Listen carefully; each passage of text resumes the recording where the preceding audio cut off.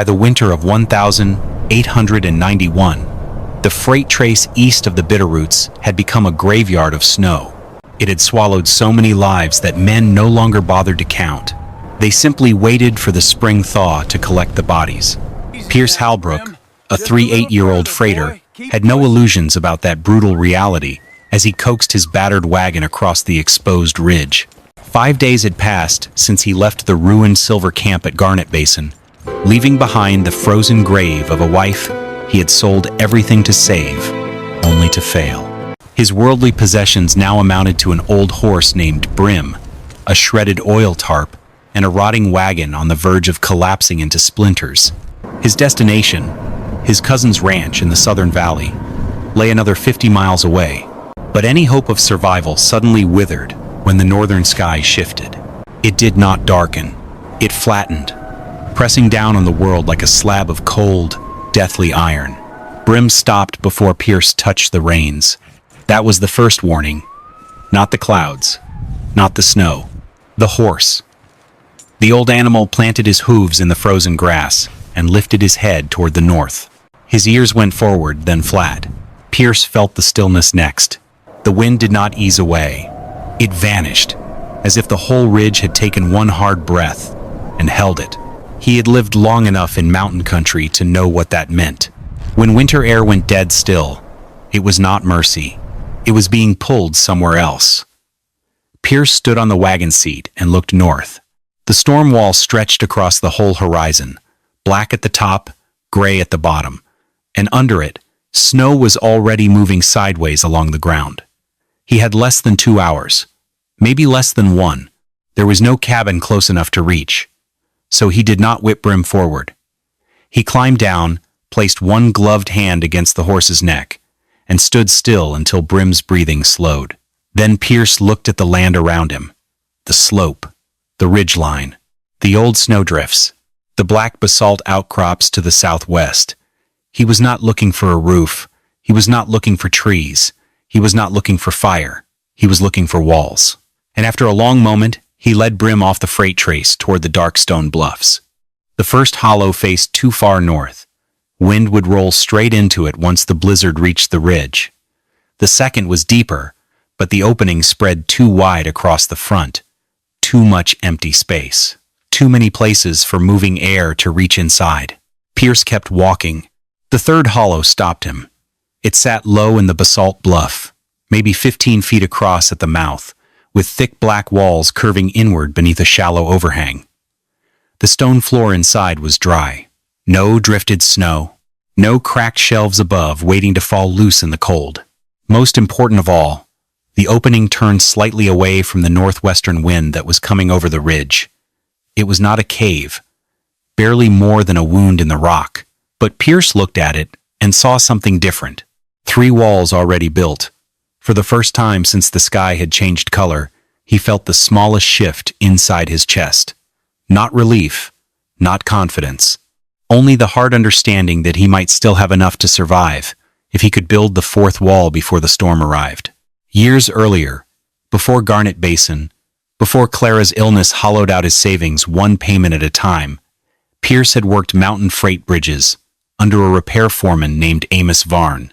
One winter night near Elk Creek Pass, Amos made the whole crew stand beneath a bridge deck patched with canvas and warped pine planks while snow blew across the canyon above them.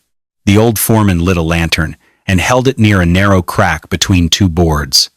The flame barely moved. The smoke did. It slipped through the gap in a thin gray stream and vanished into the dark. Amos watched it for a moment before speaking. Cold ain't the thing killing men. Moving air is. A room don't freeze all at once. It leaks to death. Carrying that hard-won lesson back into the present, wind did not need to break a shelter apart. It only needed one opening, one seam, one crack, one place where moving air could slip through and carry warmth out faster than the body could replace it. Pierce looked back toward the hollow beneath the basalt overhang. Then he turned toward the wagon sitting alone on the ridge. The left axle had been cracked since Deer Lodge Crossing. The sideboards were warped. One wheel leaned crooked on the hub. The oil tarp hung torn loose along one edge. A A trader in Garnet Basin had looked at the whole thing and called it a pile of lumber waiting to collapse. Pierce did not see lumber. He saw the fourth wall. And standing there beneath the flattening sky, he understood something else with equal clarity. Before the storm ended, he would have to tear apart the last thing, still connecting him to the life he had before Clara died. Pierce climbed back onto the ridge as the northern sky closed over the valley. The storm wall had swallowed most of the daylight now. What remained carried the dull gray color of forged steel left too long in ash. He went straight to work. Front axle first, then the rear pins, then the tongue brace, frozen hard against the frame. The iron fought him every inch of the way. One cotter pin refused to move at all. Pierce spent nearly 3 minutes hammering at it with numb fingers, while the cold bit deeper through his gloves and into the bones of his right hand. The first gusts returned then. Not full wind yet.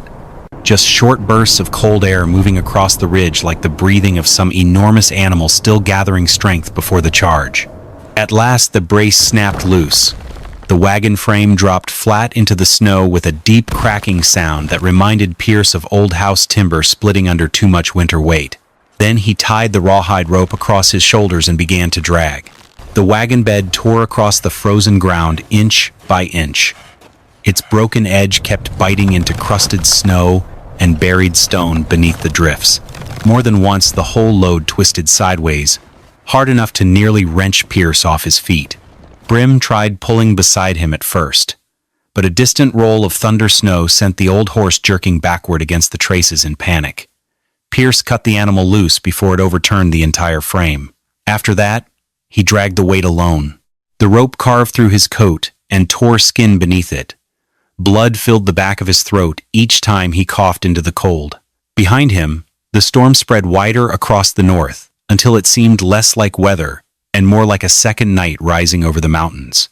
By the time the wagon finally slid beneath the shadow of the basalt overhang, Pierce nearly collapsed beside it. The hollow was barely wide enough. Pierce dragged the wagon bed across the mouth of the basalt opening until it covered the deepest part beneath the overhang. The warped sideboards faced outward now, like the wall of a river barge run aground in the snow. It was not enough. The wagon covered the center, but narrow openings still remained on both sides, where the wind could cut straight through the shelter once the storm reached full force. Pierce ignored the pain in his shoulders and pulled the torn oil tarp across the upper gap. He drove wagon pegs through frozen leather straps with the butt of his hammer, then wedged heavy basalt stones along the tarp edge beneath the rock overhang to hold it down. The first real gust struck before he finished. The tarp exploded outward with a crack sharp enough to sound like rifle fire. The whole structure shuddered. One leather tie ripped free from its peg and snapped wildly against the wood. Pierce lunged forward and climbed onto the wagon frame while the wind strengthened around him. His right hand had gone nearly numb now. He could barely feel the rope as he forced the knot tight again. Below him, the hollow groaned with moving air, and for one brief moment, balanced above the black opening with the storm bearing down across the ridge, Pierce understood exactly what would happen if the next knot failed. The shelter would stop being a wall. It would become a funnel. Then came the seams. Pierce moved along the shelter on his knees, working by touch as much as sight now. The light outside had faded into that strange iron-gray color that came before the worst winter storms. Wind pressed and hissed against the wagon boards, while loose snow raced across the ridge above the hollow. He stuffed dry sagebrush into the openings first, then strips of old buffalo hide cut from a ruined harness blanket, then frozen mud scraped from beneath the basalt wall and packed hard into the lower gaps where the wagon frame met the ground. Every seam mattered. Every crack mattered. The storm did not need the whole shelter open.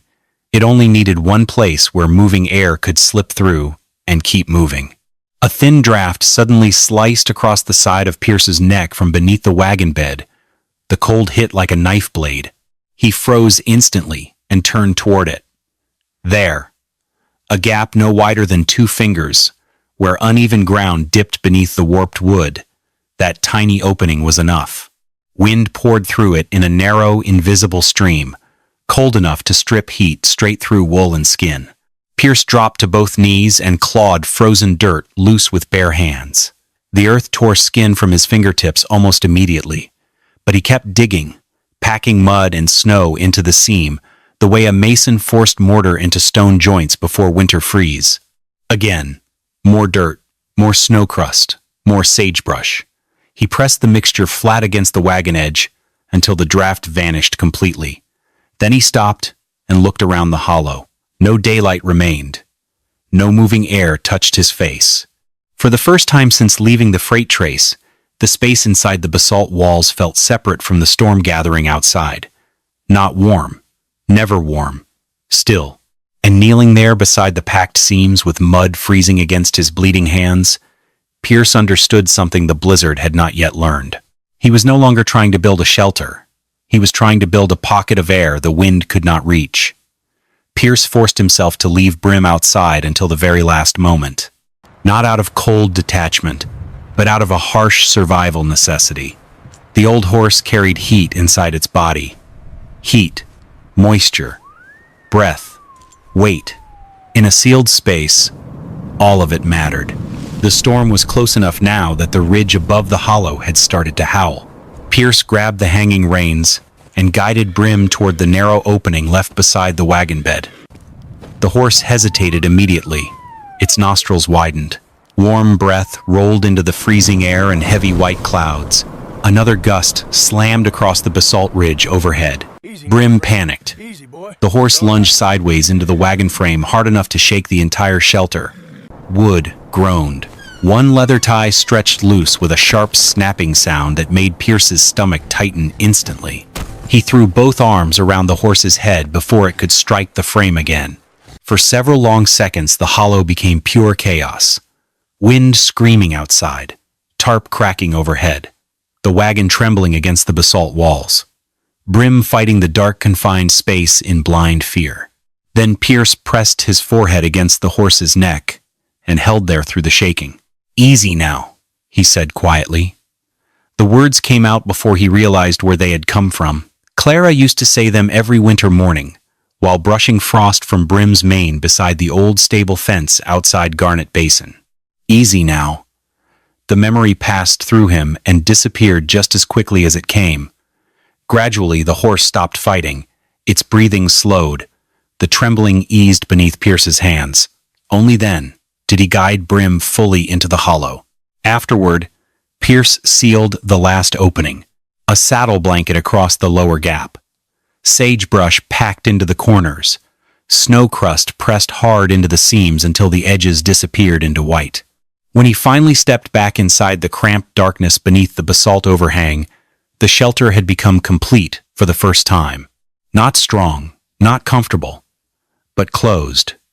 And inside that sealed pocket of still air, the sound of Brim breathing slowly filled the darkness, like the last small proof of life left on the ridge. Darkness settled inside the hollow, faster than Pierce expected. Not ordinary darkness. A sealed kind of darkness. The kind that came when snow, canvas, stone, and wood closed over the world from every direction at once.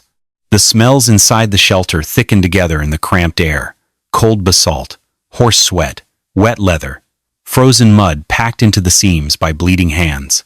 Brim shifted once behind him, then went still again.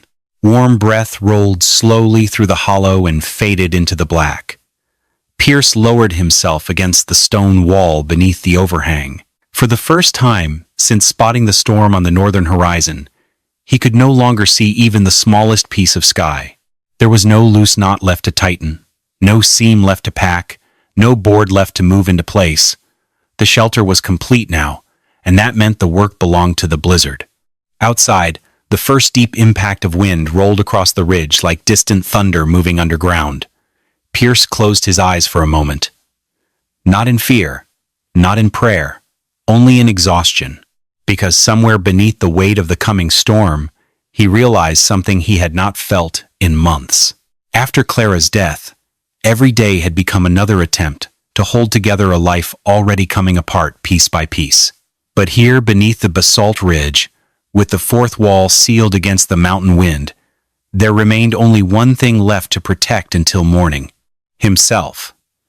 The blizzard did not arrive gradually. It hit the ridge. One moment, there was only pressure building beyond the basalt walls. The next, the whole mountain seemed to absorb a single violent impact that rolled through the stone beneath Pierce's back, like the collision of iron rail cars. He never actually saw the storm. Inside the sealed darkness of the hollow, he heard it instead. A long, roaring howl swept over the ridge and crashed against the shelter hard enough to shake loose dust from the basalt ceiling. The tarp snapped wildly overhead. Wind hammered the wagon boards in heavy bursts that sounded almost alive. Snow dust forced itself through the smallest seams in thin white streams, twisting through the darkness like smoke from unseen fires. The pressure against the shelter became physical, not cold alone. Weight. It pushed against the fourth wall with such force that Pierce could feel the wagon frame trembling beneath his boots. Brim jerked once behind him and stamped hard against the stone floor. Outside, the storm screamed across the mountain. Inside, the hollow groaned under the strain, but the wagon bed did not move. The basalt walls held steady. The tarp stayed anchored beneath the overhang. And slowly, listening to the wind search along every seam and corner of the shelter, Pierce understood something about the blizzard that men often misunderstood. The storm was not trying to break the walls apart. It was trying to find a way inside. The temperature inside the hollow kept falling. Pierce could feel the cold settling deeper into the basalt floor beneath him and creeping slowly through his boots, his coat, his stiffened hands. Frost gathered along the wagon boards, while Brim's breath drifted through the darkness in slow white clouds. But the air itself had changed. The violent movement was gone. That was what mattered. Pierce had seen freight men freeze on mountain trails before. Most people imagined death came from cold alone. It did not. Men died when wind stripped heat from their bodies faster than blood and muscle could replace it. That was the real thief, not winter, moving air.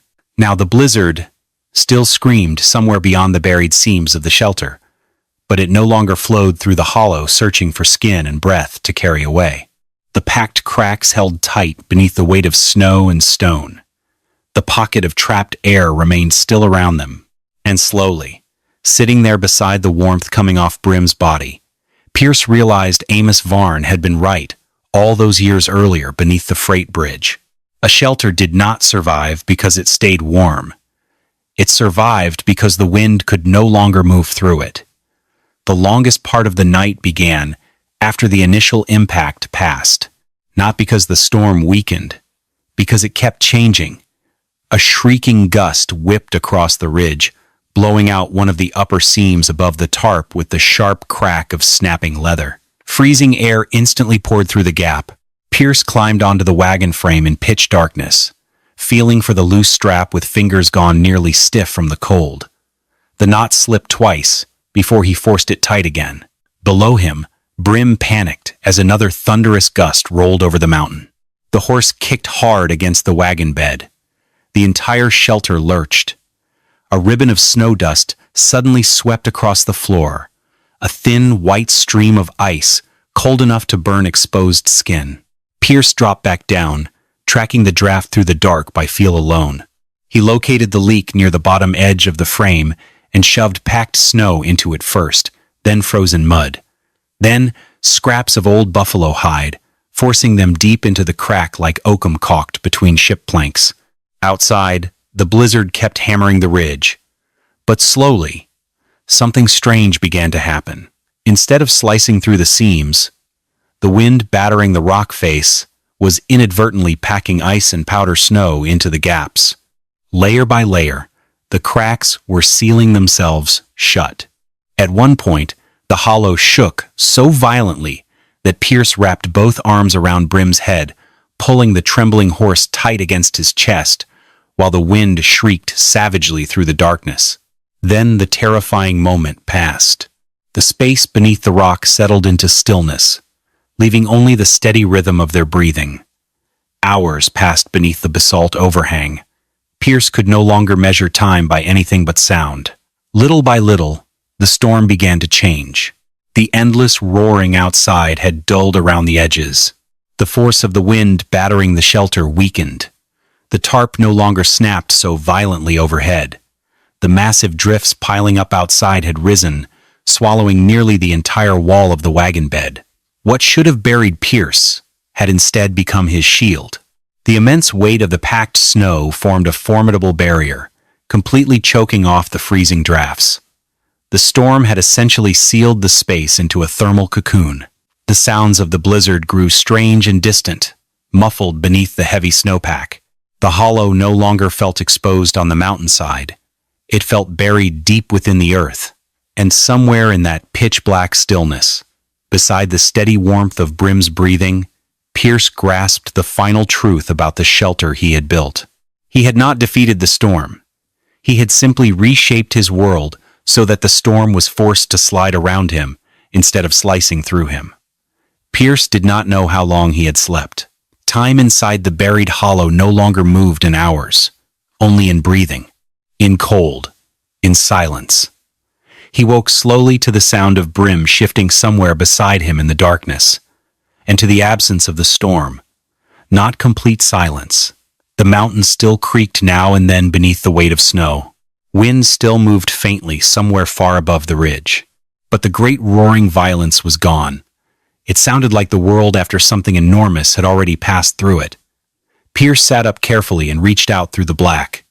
His hand touched wagonwood first, then frozen tarp stiff as sheet metal, then the basalt wall behind him. Everything was cold. Everything was rigid. But everything still held. Brim's flank gave off slow warmth through the horse's thick winter coat. Frost drifted from the animal's nostrils in soft white clouds that faded into the dark. Pierce pulled a strip of jerky from his coat and chewed it slowly. The meat had frozen nearly hard as oak bark. He washed it down with a few mouthfuls of water kept inside his coat through the night, so the canteen would not freeze solid. Then he sat still and listened again. No howl. No hammering wind. Nothing searching along the seams anymore. In the exhausted quiet beneath the mountain, Pierce realized this was the first night since Clara died that he had slept without dreaming of coal smoke, medicine bottles, and the sound of winter coughing through thin walls. A thin line of pale light finally appeared along the frozen edge of the tarp. Pierce stared at it for several seconds before fully understanding what it meant. The storm had passed. He pushed himself upright slowly, joints stiff from cold and exhaustion, then began digging at the packed drift, sealing the shelter shut. First with bare hands, then with the broken handle of his old shovel. Snow collapsed inward in hard white chunks. Cold air spilled through the opening, but it came without violence now. When Pierce finally crawled out beneath the basalt overhang, the world looked erased. The freight trace was gone. The sagebrush flats had vanished beneath smooth white drifts. Even the ridgelines seemed softened into pale curved shapes beneath the snowpack. Nothing moved. Brim climbed out behind him a moment later. The old horse stopped beside the buried shelter and breathed into the frozen morning. The white cloud hanging from the animal's nostrils stayed suspended in the motionless air like smoke from a chimney with nowhere to go. And standing there beneath the blank white silence left behind by the storm, Pierce felt something strange for the first time in months. The cold was still present, but it was no longer chasing him. Pierce turned back toward the hollow beneath the basalt ridge. The shelter had nearly disappeared. Snow had buried the wagon bed almost to the top edge. The oil tarp had frozen stiff against the drift until it looked less like canvas and more like another layer of pale stone sealed onto the mountainside itself. Every seam had vanished beneath packed snow. From a distance, no traveler would have recognized it as something built by human hands. It looked like part of the ridge, a dark wound in the basalt half swallowed by winter. Pierce stepped closer and rested one gloved hand against the frozen wagon board.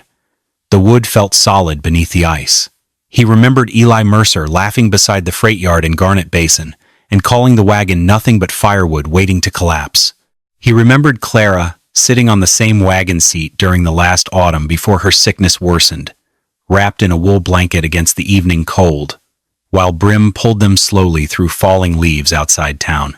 Now that same wrecked wagon stood buried beneath snow after surviving a blizzard strong enough to kill men across the ridge. The cracked boards had held. The broken thing had become the wall between life and death. Pierce stood there for a long moment without speaking. Then he lowered his hand from the frozen wood, took hold of Brim's reins, and started south through the white silence. It took Pierce 4 more days to reach the valley ranch south of the Bitterroots. The storm had rewritten the country behind him. Along the trail he passed abandoned freight sleds, half buried in drifts. One dead horse stood frozen beside a split-rail snow fence, its mane locked solid in ice, head lowered, as if still searching for ground beneath the snow. Twice Pierce crossed the tracks of recovery crews hauling bodies down from the higher ridges toward the settlements below. The blizzard had killed freight men all across the mountain routes. News traveled faster than survivors. By the time Pierce finally rode into his cousin's ranch yard near dusk, the valley already knew how many teams had failed to come through the passes. His coat was stiff with frozen snow. Frost covered his beard almost to the collar. Brim looked thinner than when they had left Garnet Basin, ribs faintly visible beneath the winter coat. Pierce's cousin stepped out from the barn and stopped walking the moment he saw them. Not surprised, stunned, like a man watching somebody climb back out of a grave already closed in his mind. Inside the ranch house, with stove heat cracking softly through the iron seams, Pierce explained the shelter piece by piece. The basalt hollow, the wagon wall, the packed seams, the still pocket of trapped air beneath the drifted snow. His cousin listened, without interrupting, until the story ended. Then he leaned back slowly and asked the only question that really mattered. "How'd you know it would hold?" For a moment, Pierce saw Amos Varn again beneath the freight bridge years earlier, lantern smoke sliding through the cracked planks into winter darkness. Then he looked toward the frost still melting from Brim's harness by the stove door and answered quietly. Didn't need it strong. He paused once before finishing. Just needed it closed. And in that moment, his cousin understood something most men never did about storms in the mountain country. Pierce had not beaten the blizzard. He had only built a place where the wind could not find him. For years afterward, people in the southern valleys still spoke quietly about the freight hauler who survived the Bitterroot blizzard by pulling a wrecked wagon into a basalt hollow and sealing himself beneath the snow. The story never appeared in newspapers. No railroad company recorded it. No county ledger bothered preserving the details. It lived the way most frontier knowledge survived in those years, carried by memory instead of ink. Men repeated it beside trading posts, while warming frozen hands around coffee tins. Ranch wives mentioned it after church suppers, whenever hard winters returned to the mountains. Teamsters crossing the Bitterroot trails told younger freight drivers to watch the wind along basalt ridges and remember the man who survived because he understood seams better than walls. Different versions spread over time. Some claimed Pierce used mining canvas thick as buffalo hide. Others swore the hollow had once belonged to trappers decades earlier. A few even insisted the storm buried him completely for 3 days before he crawled back out alive. But every version kept the same ending. The blizzard killed stronger men in better wagons because they tried to fight winter in the open.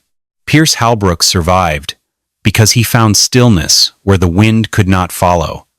And in the mountain country, that lesson lasted longer than the man himself. The story of Pierce Halbrook was never really about a wagon, or basalt stone, or even winter survival in the Bitterroot country.